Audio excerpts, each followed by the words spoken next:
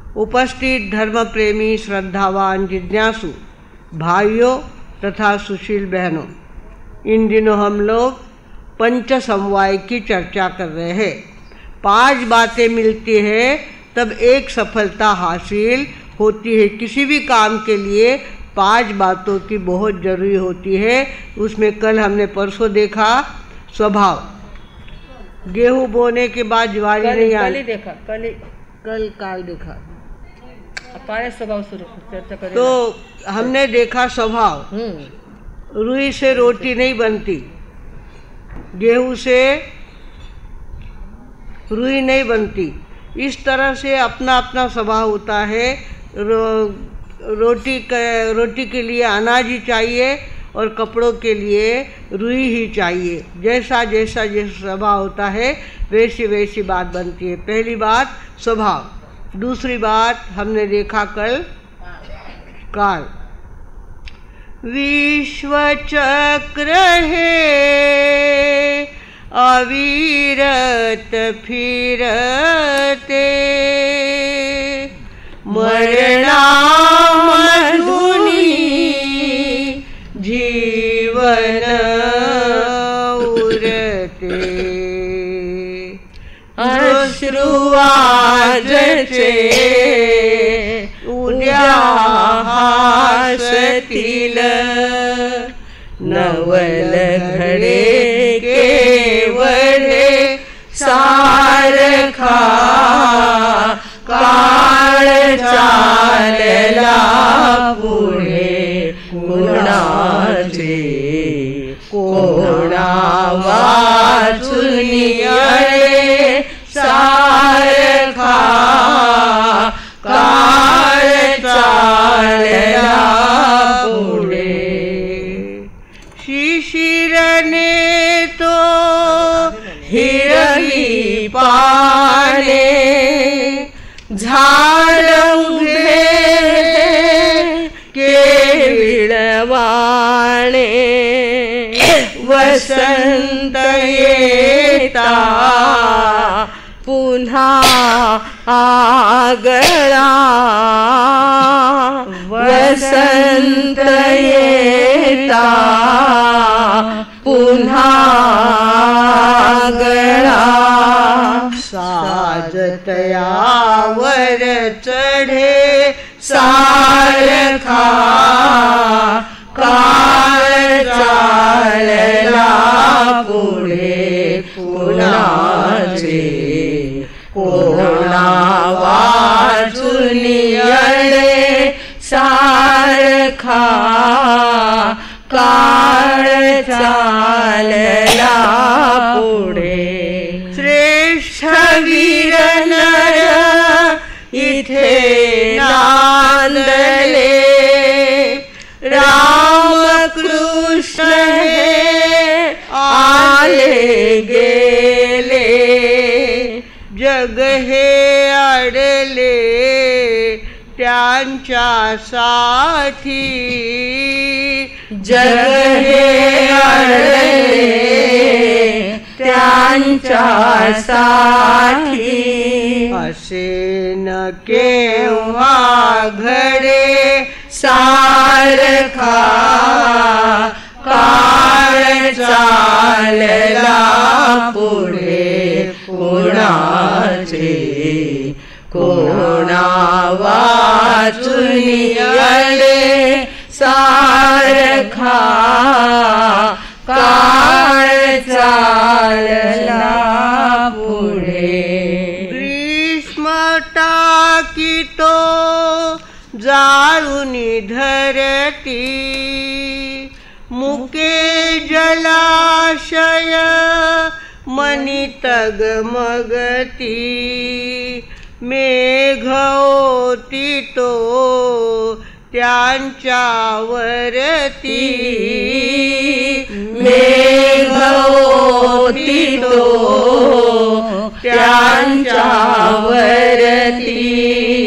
फिरुनी अमृत सडे सारखा, काळ चालला पुढे कुणाचे, कोणा वाचुनी अडे सारखा काळ चालला पुढे मरणारा तो जगास मुकतो त्याच्या मागे कुणी न जातो दुःख उरीचे कवटाळून ते दुःख उरीचे कवटाळून ते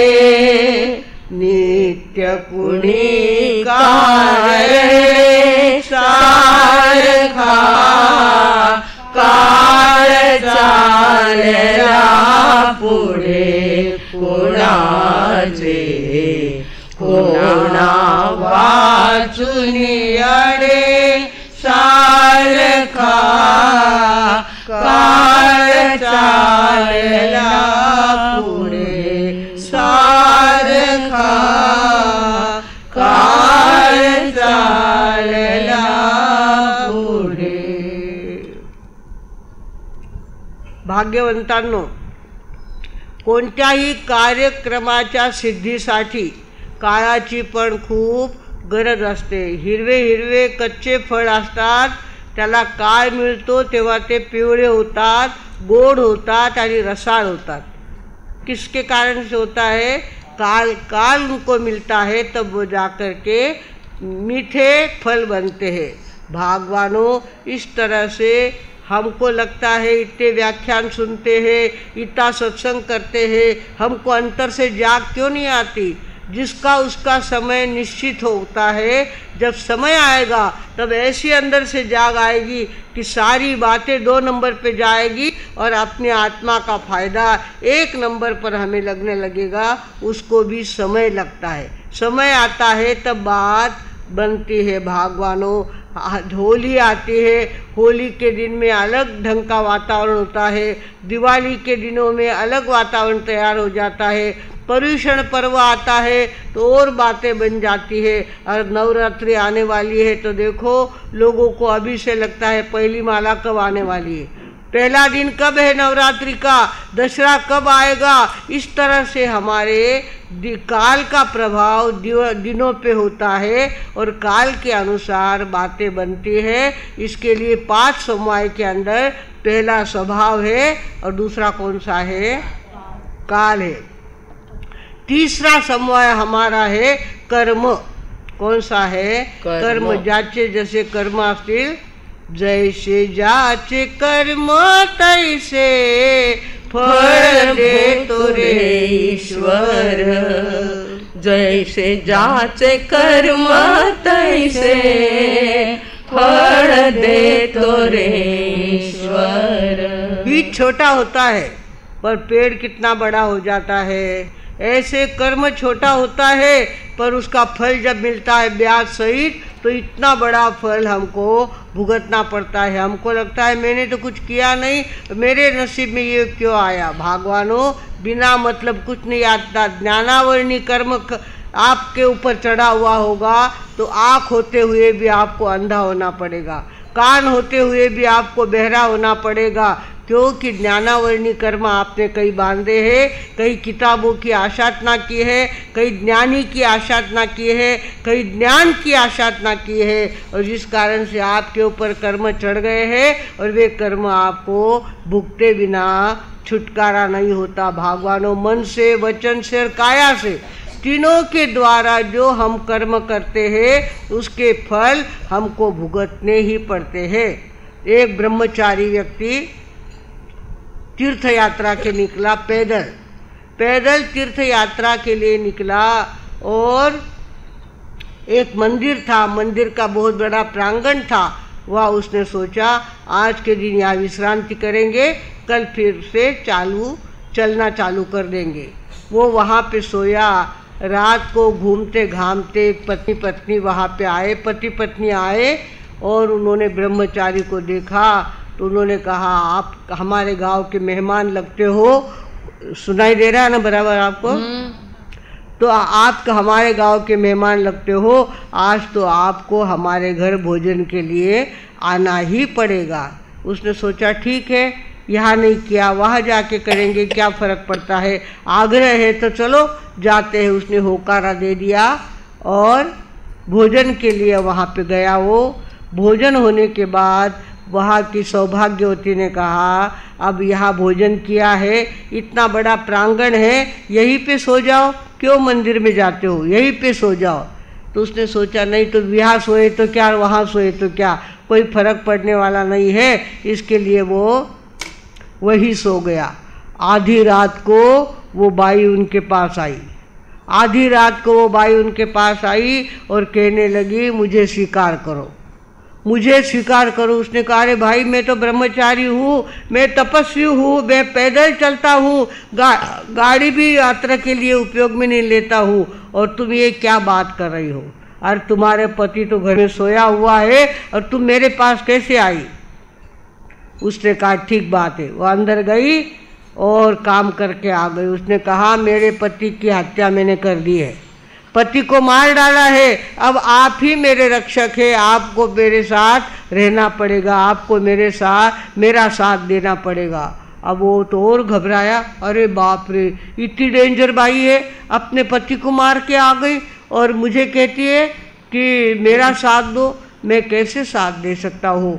उसने बहुत ज़्यादा मना किया, भाई मैं ब्रह्मचारी हूँ, इन कामों में मैं पड़ता नहीं हूँ और आप मेरा पीछा छोड़ दे। उसने देखा ये हाथ में तो आता नहीं है, इस तरह उसने क्या किया, अपने कपड़े खुद ही फाड़ डाले और ज़ोर ज़ोर से चिल्लाने लग गई, देखो मेरे घर मेहमान आया था, उसने मेरे पति को मार डाला और मेरे इज्जत लेने के पीछे पड़ा है, देखो मेरे कपड़े कैसे फाट गए हैं। और वो बेचारा और ज़्यादा घबराया। आजू बाजू के लोग सारे आ गए वहाँ पे और देखने लग गए, अरे बाप रे ऐसी बात, ऐसा मेहमान, ऐसा ब्रह्मचारी, ऐसा पदयात्रा करने वाला, उसने हमारे घर को बर्बाद कर दिया, घर के आदमी को मार डाला और घर के सौभाग्यवती की इज्जत लूटने पे लगा है। उन्होंने क्या किया, उसको खूब मारना चालू कर दिया। वो इधर से मारता है, वो उधर से मारता, बेचारा ब्रह्मचारी चारों तरफ से फंस गया और वो मारता है, वो कोई माथे पे मारता है, कोई पीठ पे मारता है, कोई नीचे गिरा देता है। इस तरह से उसकी इतनी पिटाई करी तो वो परेशान हो गया और यूं त्यों करके अपनी जान लेकर के वहाँ से वो भागा। पर उसको लगा ये क्या बात हो गई, मैंने किसी का कोई चोरी नहीं की, झूठ नहीं बोला, गलत काम नहीं किया और मेरे नसीब में इतना पाप क्यों आ गया, इतने लोगों ने मुझे क्यों पीटा, इतने लोगों ने मुझे क्यों मारा, कुछ ध्यान में नहीं आ रहा था। वो जाके एक आश्रम में रुका, वहाँ बाबा जी बैठे हुए थे। बाबा जी वयोवृद्ध थे, अनुभवी थे। उन्होंने जाके उनके गोद में अपना मुँह छुपाया और खूब रोया। कहने लगा आज मुझे बिना मतलब की शिक्षा मिली। बाबा जी ने कहा बिना मतलब कुछ नहीं होता, बिना मतलब कुछ नहीं होता, तेरे कर्म है ये, तेरे कर्म ऐसे है कि तू गंगा के किनारे गंगा को अर्घ्य अर्पण कर रहा था और एक गाय आगे दौड़ती हुई आई और पीछे से कसाई आ रहा था। कसाई ने गाय तो कहीं छुप गई और कसाई देखता है गाय कहीं दिखती नहीं है, तो उसने क्या किया, तुम्हें पूछा इधर से कोई गाय गई क्या। इसने देखा था गाय को, तो इसने कहा खाली गर्दन हिलाई, ऐसा बताया। तो वो वहाँ पे पहुँचा और गाय को उसने क्या कर दिया, पकड़ लिया। वो कसाई था, उसने तो गाय को मारना ही था। देखते देखते उसने क्या कर दिया, उस गाय को मार डाला। वो कसाई आगे जाके कौन बना, इसका पति बना, इस बाई का कौन बना, पति बना। और उसके बाद वो बाई जो गाय जो थी वो पत्नी बनी। गाय कौन बनी, पत्नी बनी। और तुमने गर्दन हिलाई ना, तुमने पहले जन्म में गर्दन हिलाई थी, क्या जरूरत थी तुम्हें गर्दन हिलाने की, गाय की जान क्यों गई, तुमने गर्दन हिलाई इसके लिए गई। तुमने कुछ नहीं बोलते तो तुम्हारे कर्म नहीं बनते, तुमने वहाँ गर्दन हिला करके कर्म बांध लिए हैं और वो मार तुमको अभी खानी पड़ी है। तुमने गर्दन हिलाई, इसके लिए मार खानी पड़ती है। अब बेचारा चारों तरफ से परेशान हो गया कि इतनी सी गर्दन हिलाई मैंने। ज्ञानियों ने कहा है, करू नहीं कराऊ नहीं, करता ने भलो जानू नहीं। अनुमोदना भी मत करो, पाप की अनुमोदना भी मत करो। और गर्दन हिलाने के भी बहुत पाप लगते हैं। हमारे आचार्य भगवान बिना मतलब गर्दन भी हिलाते नहीं थे। इतनी विनंतियाँ उनको चौमासे के लिए आती थी और ऐसा लगता है कि आठे तो गुरुदेव हाथ भर देला, आठे तो गुरुदेव हाथ भर देला। पर गुरुदेव तो अपनी गर्दन ऐसी सीधी रखते थे, कुछ नहीं बोलते थे और बाद में गोचरी के समय सारा चिंतन करते थे। उठारा इतना लोग आया, व्यानो इतो आग्रह तो, उठारा लोग इतना आया, व्यानो इतो आग्रह तो। इस तरह से चिंतन करके बाद में उस गांव के व्यक्ति को बुला करके कह देते कि तुम्हारे गांव में हमारी आने की भावना है। बिना मतलब गर्दन भी हिलाते नहीं थे। वो बड़े लोग होते, ज्ञानी लोग होते, बिना मतलब गर्दन भी हिलाते नहीं है। बेचारी इस ब्रह्मचारी ने गर्दन हिलाई, कितना मार खाया, कितना मार खाया है। किसका मार था? कर्मों का। ये कर्म का चक्कर ऐसा होता है, कर्म आदमी को कहीं का नहीं छोड़ते। हमको लगता है मैंने तो कुछ नहीं किया, ऐसे मेरे नसीब में क्यों आया। बिना किए कोई मतलब बात नसीब में नहीं आती। तुम्हारे द्वारा कहीं न कहीं गलती हुई है और उसकी सजा तुमको मिल रही है। बात यह है, बीज छोटा होता है, पेड़ बड़ा हो जाता है। इस तरह से हमारी गलती थोड़ी सी होती है पर उसका फल हमको इतना भुगतना पड़ता है। भगवानों, हमें ध्यान रखना है। तीसरा हमारे पास में समवाय कौन सा है? पहला समवाय स्वभाव, दूसरा काल और तीसरा कर्म। ये कर्म के चक्कर ऐसे चलते हैं, कर्मों के फल ऐसे भुगतने पड़ते हैं। हमको देख कर दया आती है, बेचारा अंधा क्यों हो गया। अंधा क्यों हुआ?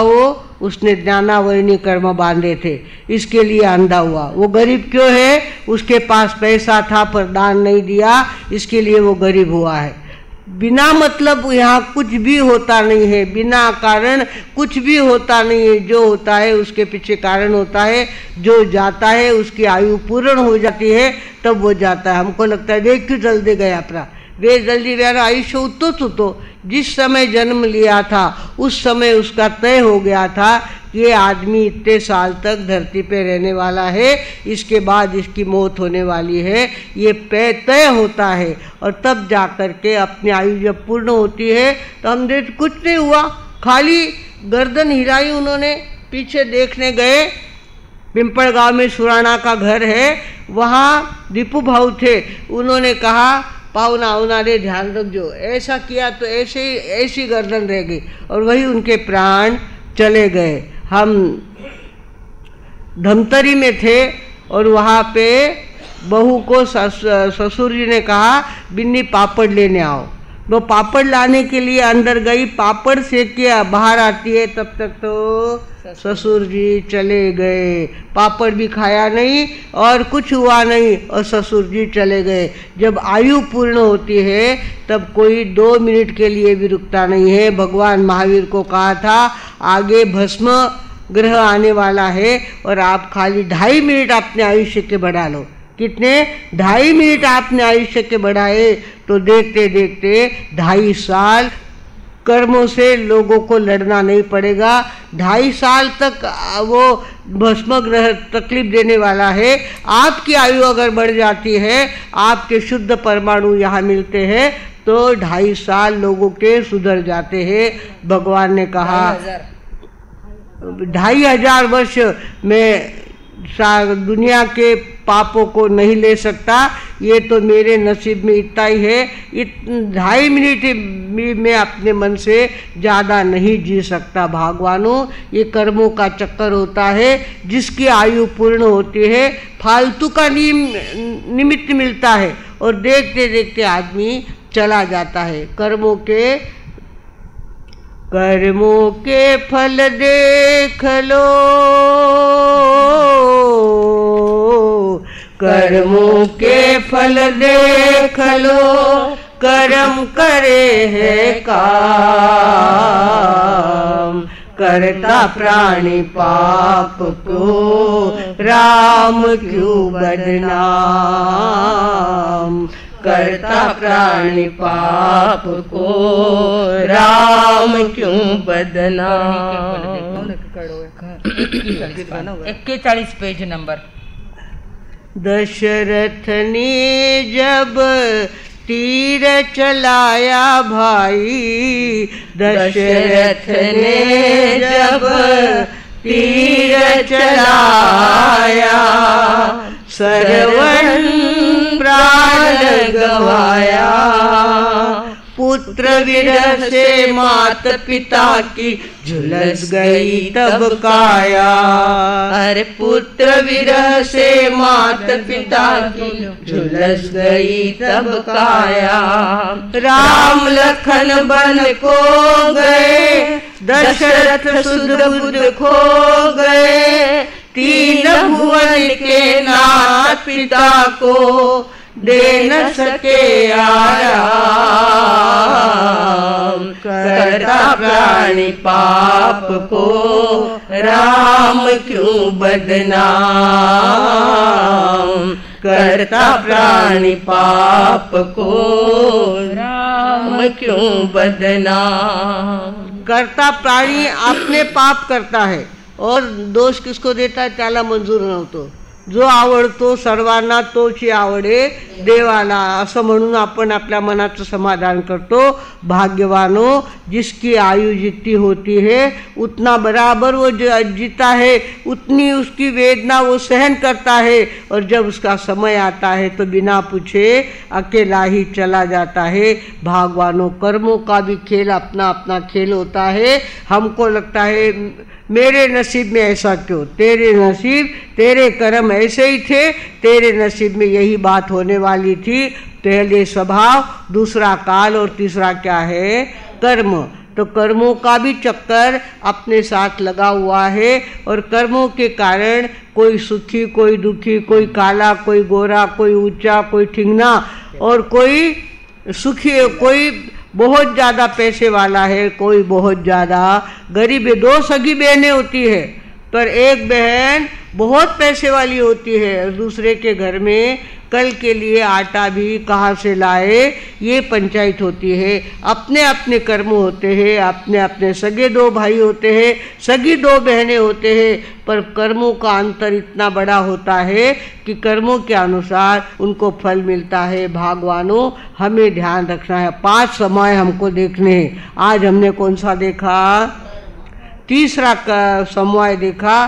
कर्म कैसे बिचारे ब्रह्मचारी को मार खानी पड़ी. क्यों खानी पड़ी मार? इतनी सी गर्दन उसने हिलाई तो उसको मार खानी पड़ी. भागवानों, बिना मतलब कुछ नहीं होता है. जो होता है कर्मों के अनुसार होता है. स्वभाव चाहिए, उसके बाद काल चाहिए, और उसके बाद तीसरा नंबर कर्म का है. कल हम पुरुषार्थ को देखेंगे.